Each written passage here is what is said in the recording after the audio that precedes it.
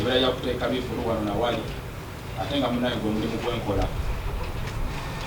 kati bagenda bankubira essimu waliwo client omwe yankubira tugenda kuteesa ku bya muyimbi bwokumuteeka ku posters n'ebisigadde ampa location eyo wemba musinkana bwe ntuukawo twakanira ennaku eddakiika zaali ziwera 5 n'okweyongerayo bandi awo omusajja omu nga jantapinga ku kibegabega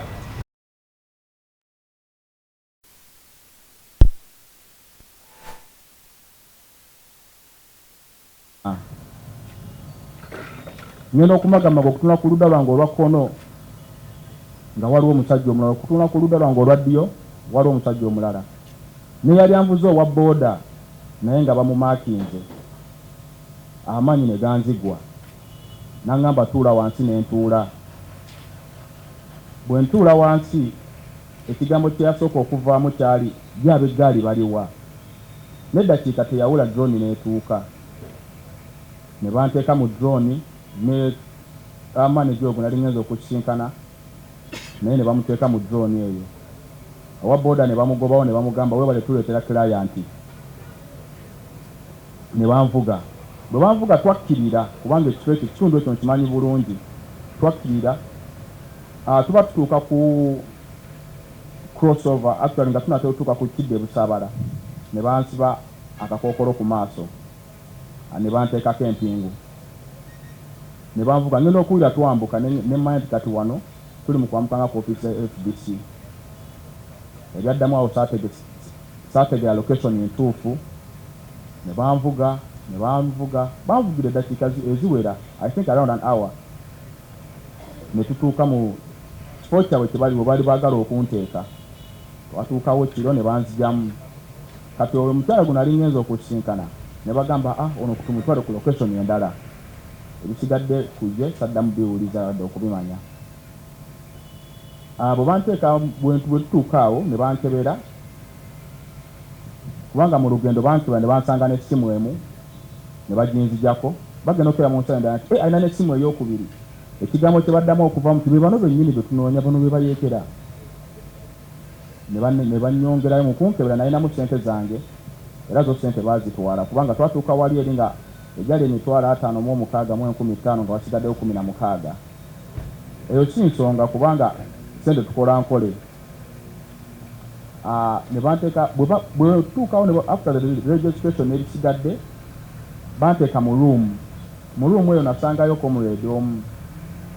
Amazima gali nti nali mwegomba obulamu bwange bwonna kubanga nze nkuze mulaba bamuyita S.Mugumya. Namusanga mu room eyo eyali omuyambi wa Besigye oyo. Bwe ntuuka oyo yanyaniriza n'angamba you're welcome.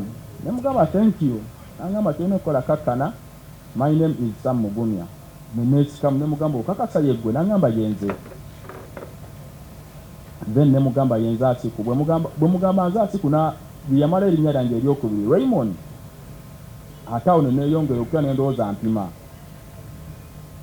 N'angamba ate otya nakusomako I think bakuwandikako mu article toli under muganda affe Ibra Buwembo konze kubanga ndi ku mobilization team n'agamba nakusomako. Then we spend some good time nga ndi naye mu nda eyo. Samu ng'agenda embeera yegenda eyo nooneka mpolampola cause yali abadde constipation. Embeera agenda eyo nooneka mpolampola n'atuuka ekiseera nga emmere gyalya ekomawo tagenda manju. Tugezaako okwegayirira abaadimini abaaliwo naye nga tewali tebayinza tuwaayo nti oba kino oba kiri oba kiri. Ng'ekyamaanyi ennyo kye batuwa kaali kawunga na bijanjaalo natugamba munywa amazzi ago. Lucky enough room yali self-contained era tulwananga bwe tusobola. Era ne ngamba Sam muganda wange ekyokola okimanyi kati kunywa amazzi mu bubi ne mu bulungi gwe okusobola okufuluma nywa amazzi afazaali go gajja kugenda ne bwe ganaakomawo at least agamu gajja kusigalayo. We did that for some good days. Sam na finally n'agenda emmanju naye olunaku lwe yagenda emmanju teyaddamu kutambula. His lower part yafa era wenaviirayo nga Sam tatambula ng'amagulu bw'aba waakutambula alina gasimbira ddala kugagolola asobole okukola kyokuyimirira ate ng'okutambula mulina mukwatirira. Bwe yamaliza okugenda emmanju embeera ng'eyonoonese badimini baakubira bakama baabwe ne bajja Sam bamutwala mu ddwaliro room n'ekisigalamu bwomu.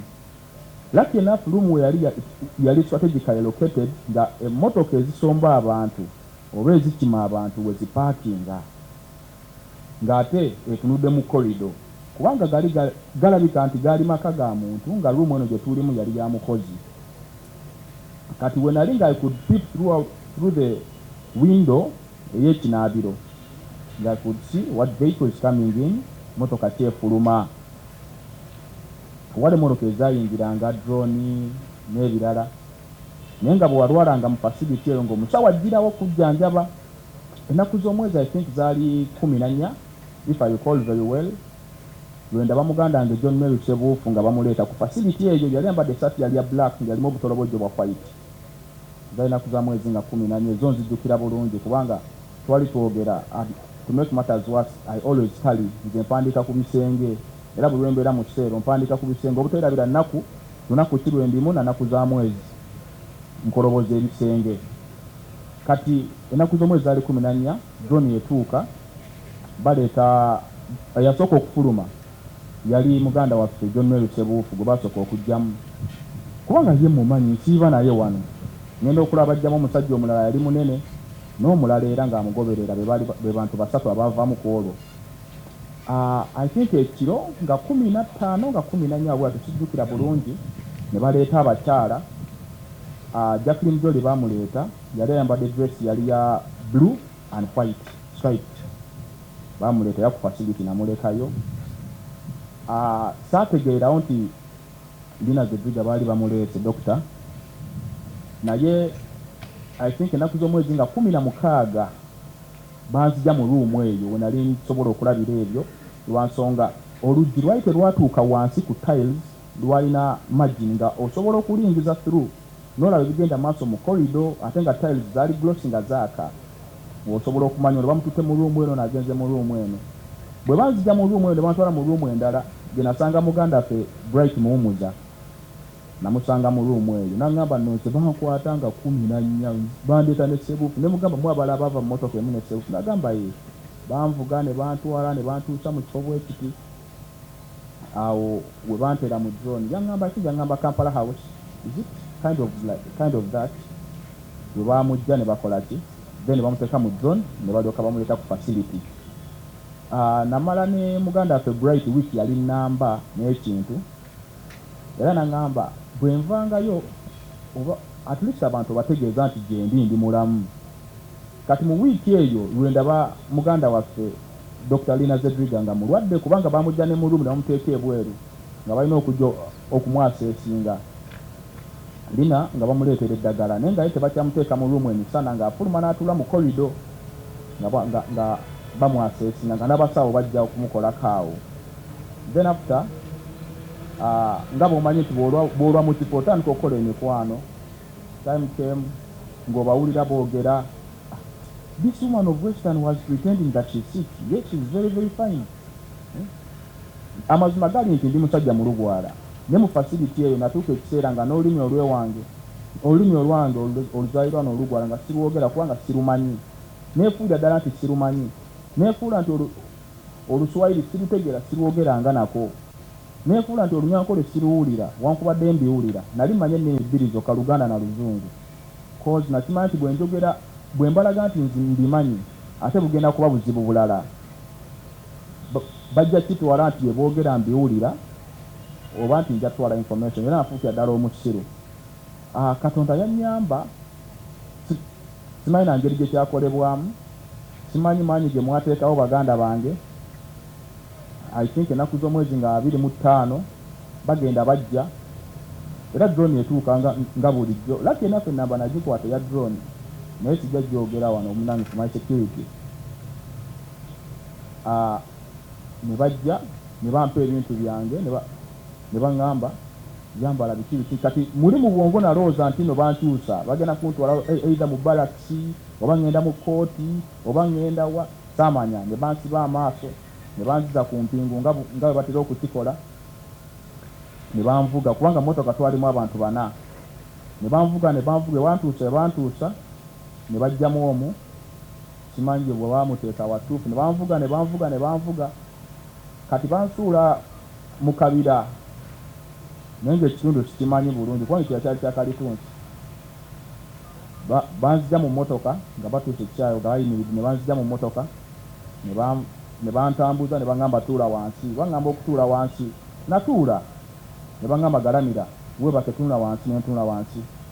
Eky'omukisa kye nafuna omuvubuka aŋŋamba oba omusajja ng'ateeka essimu mu nsawo zange, essimu zo ziro eziri mu nsawo.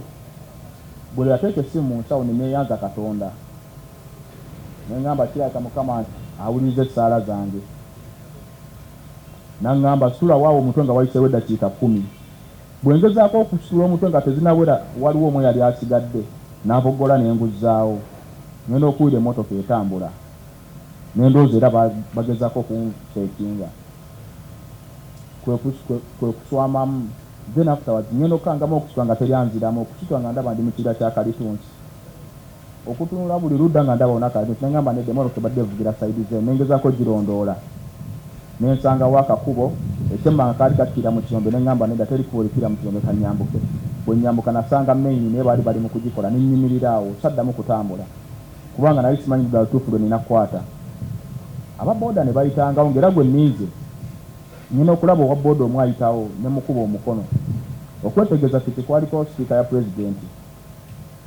N'ayimirira ne mugamba mazima gali nti wano wendi bansudde busuuzi zoni ensudde era n'essimu yange ogiraba yino tekuli muliro. Sirina bwe ntandikira, sirina kyakukola naye ekyokukola kiri kimu, ntwala gy'ontwala weewali abagenda okukusasula. Bambi muvubuka yakkiriza n'agamba kankutwale. Nze ngenda kitwala tikusitwago nange nywambyeko omuntu wadde baatubba akalulu. N'anvuga n'antwala emakine gye nasanga bannange abaamusasula era y'engeri ginnange gye navaayo. And if you see our election, it was marred by all manner of violence, the brutality, the killings, wherever we went, tear gas, beatings, including journalists, by the way, and everybody else who did suffer. That shows you the kind of election that we had. So some people think the election was on 15th of January. No, the election is an entire process. And when you're making an evaluation, it's important that you have in mind the entire process as it went. The involvement of the army, the military, as we have seen again and again in our elections, and especially in the past, we just concluded election, is problematic because this is not even allowable in law. Sometimes people say we need certain reforms, and yes, it's important, our country needs certain general reforms, not just about our election. But I think which are already in our law books. The law disallows the military's participation in partisan politics. That's already in the law. But it's not implemented.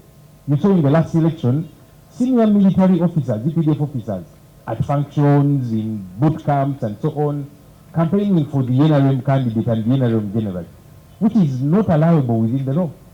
But these fellows continue to do it with impunity, as we kept seeing it. So how do you expect, how could one expect those senior military officers who are campaigning for the NRM, how could they be expected not to rig for the NRM? Not to do everything and anything possible to see that the NRM is declared? That's the situation that we are talking about. General Museveni gave himself 71% of the vote. And I'm very specific with my words. Gave himself 71% of this vote, having rigged immensely, as you did see. Everybody saw videos of ballot papers being pre-ticked in favor of just one candidate, the NRM candidate, the ballot stuffing, some of which being done by military officers. We saw that even being done for parliamentary candidates, NRM parliamentary candidates who were at the Tally Center, and you could see where the NRM candidate got 20, they add 5 at the left side to make it 520. Very ridiculous things that we did see happening. We saw the mess even after the election in many places like Masaka City. Some of these things are so odd and unbelievable, unprecedented. The things that have happened in this election. For the very first time, we saw that aspirants could be deleted from a voter's register. Unheard of. But this time around it happened. That somebody says, I don't want competition. So whoever is standing against me, let's delete them from the voters register so that they don't get to qualify to run. And this is somebody saying, I'm very popular, I've done amazing things for my people. If you're popular, why are you so scared of participating in a free and fair election? Anyhow, you go through all of that, people get declared, but the regime continues to fight. We saw the recent happenings in Masaka, which turned out to be a shame to our country's jurisprudence. How can a judicial officer disregard his own ruling? Because his ruling was, we are going to recount. If we find even one ballot box tampered with, the recount will not happen. But they found not just one, but 2, 3, 4, 5, 6, and more ballot boxes. Some had broken seals, others were empty. Imagine people participated in voting at polling stations and so on, but here they are telling us, no, this box is empty. Where did the ballot papers and the other forms go? No one knows. Others had ballot papers just in favor of the NRM candidate. Ridiculous, ridiculous things. It is a shame that the judiciary is actually quiet about these things.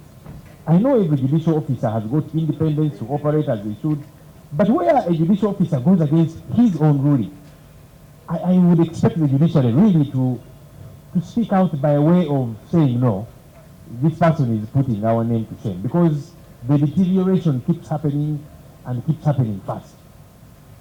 And somebody is out there reducing that we won under these ridiculous, ridiculous circumstances. Look, all dictators that we have had, their script is the same. The 71% that Mr. Museveni gave himself, it is really to try and bolster his confidence. He knows he does not have the love and favor of the people. We saw wherever we went in the campaigns, the people of Uganda embracing us like never before. Deep in Karamoja, deep in Western Uganda, in every part of the country that we went to, people were receiving the message of change and expressing solidarity with it. So he said, no, I've got to deal with this. How? Let me give myself 71%. We have heard the stories. In 2015, then Sudan President Omar Bashir gave himself 94.5% in an election which was also riddled with low voter turnout, just like ours. The script is always the same, by the way. So in that election of his, he gave himself 94.5%. Unheard of. But a couple of months down the road, the same people whom he said voted for him with 94.5% ousted him. The same people. So how can it happen that nearly 100% of your entire country loves you, but a few months down the road, they are the same people who are booting you out? It's because you did not get that figure realistically. And so Mr. Museveni, together with the people around him, they are deceiving themselves that no, we have got the love of the people. 71%. It's only a matter of time. And look, I know we are going through a difficult time. Some have called it a season of mourning. And it's okay to go through that season. But we need to remain steadfast as a people. We need to get ready. The turning point for this country is just around the corner. And the regime knows that. They know that they are in the evening of their time. They know. And that's why they're doing all manner of things. Because they know that their day of reckoning has come. It is with us. All examples that we have seen from elsewhere, they show that our country is just about to have its rebirth. That's why the regime is doing all manner of things. Because they know. So they are panicking. They know that the 71% is non-existent. It's not there. Nearly 400 polling stations. Mr. Museveni gave himself 100%, mostly in Western Uganda. 100%. That means in the last 5 years, none of those people has died. Everybody turned up to vote. Meanwhile, the whole country, the voter turnout was low. But these ones, 100% turned out to vote. And they all voted for one person. In other polling stations, numerous ones, he was getting more votes than the registered voters. How does that make sense? So they know they did not get the 71%. That's why in panic, they raided our president's home. Previously, they would go and lay siege on the outside. Now they went beyond that. Raided on the inside, vandalized property, and then assaulted our leader's wife. Very despicably. because they know they are guilty. They know they did not win this election fairly as they claim. And so in panic mode, they get to do all of these different things. That's why our leaders were abducted. Because if you have the support of the people to the tune of 71%, why go around abducting people? Our leaders, Dr. Lina Zedriga, Deputy President Northern, Mama Jolie, Jacqueline Tukamushaba, Deputy Western, John Mary Serufu, is part of our election management committee, Bright Muhumza, our coordinator and colleague, and a plethora of other people. Abducted, it is now 3 weeks. The state has not accounted for them. The things that they blame Idi Amin Dada for having done previously, they have done in even better fashion. Because these are leaders, these are not obscure people. But 3 weeks later, you have not produced them in any court of law, you have not accounted for them, and you are happy that you won. But how? If you did win, why all of these ridiculous things? We have all seen the childish rants of Muhoozi Kainerugaba, son to General Museveni. Very childish rants. Now I want to kill Kyagulanyi, I'm looking for him, to deal with him. And all of the ridiculous things he keeps citing. And the challenge is that this is somebody who wields power. Never mind that he's not deserving of the position he occupies, and he knows it. There are better generals than this one, but because he's the son to General Museveni, they give it to him as an award. And you see the manner in which he conducts himself. But the one is that he wields influence. So he will command the military, now go and raid Kyagulanyi's home.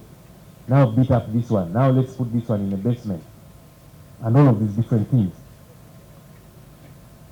The shameless arrest of our agents. All of this is the panicky mode of the regime. It says it won, but it knows it did not win. So what do you do? Arrest agents, our supporters. Nearly 1,000 people were arrested over, actually. Different parts of the country, our agents, our supporters, and so on. So if you have got support, why pick up agents of your opponents from polling stations? You also want the world to see that you won fairly and squarely.